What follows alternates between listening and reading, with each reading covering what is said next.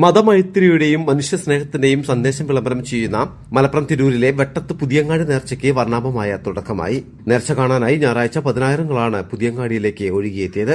ഉച്ചയ്ക്ക് 12 മണിയോടെ BP അങ്ങാടി മത്സ്യമാർക്കറ്റ് പരിസരത്തു നിന്നും 100 കണക്കിന് അരിച്ചാക്കുകളുമായി വാദ്യമേളങ്ങളോടുകൂടി പുറപ്പെട്ട കഞ്ഞിക്കാരുടെ വരവ് ആവേശമായി മാറി. നേർച്ച കമ്മിറ്റി ഭാരവാഹികളും ജനപ്രതിനിധികളും മുൻനിരയിൽ അണിനിരന്നു. കഞ്ഞിക്കാരുടെ അരി ഉപയോഗിച്ചുള്ള കഞ്ഞിപ്പാർച്ച ഇനിയുള്ള തിങ്കൾ ചൊവ്വ ദിവസങ്ങളിലും പുരോഗമിക്കും. നേർച്ചയോടനുബന്ധിച്ച് കനത്ത പോലീസ് സുരക്ഷാ സംവിധാനങ്ങളാണ് തിരൂരും പരിസരത്തും ഒരുക്കിയിട്ടുള്ളത്. വൈകിട്ട് തിരൂർ ഡിവൈഎസ്പി കൊടി കൈമാറിയതോടെ തിരൂർ പോലീസ് സ്റ്റേഷൻ പരിസരത്തു നിന്നും ഘോഷയാത്ര ആരംഭിച്ചു. കോൽക്കളി, ശിങ്കാരിമേളം, ദഫ്, ബാൻഡ് വാദ്യം എന്നിവയും ഘോഷയാത്രയിൽ ആവേശം നിറച്ചു.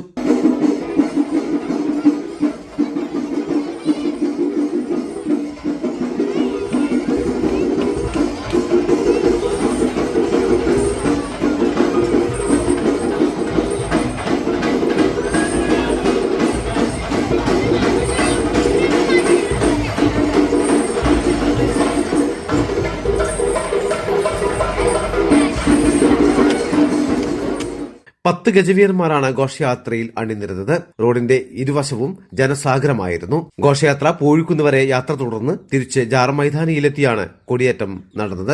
ഇനിയുള്ള 2 ദിവസങ്ങളിൽ വിവിധ ദേശങ്ങളിൽ നിന്നും ഘോഷയാത്രകൾ അകമ്പടിയോടെ വരുന്ന പെട്ടിവരവുകൾ ജാരത്തിലേക്ക് എത്തിക്കൊണ്ടിരിക്കും. പാതയോരങ്ങളിൽ സ്ഥാനം പിടിച്ച വഴിവാണിപ്പക്കാർക്ക് മുന്നിലും കലാകായിക വിനോദങ്ങൾ ഉൾപ്പെടെയുള്ള കാർണിവൽ മൈതാനങ്ങളിലും ജനസാഗരമായിരുന്നു പ്രത്യക്ഷപ്പെട്ടത്.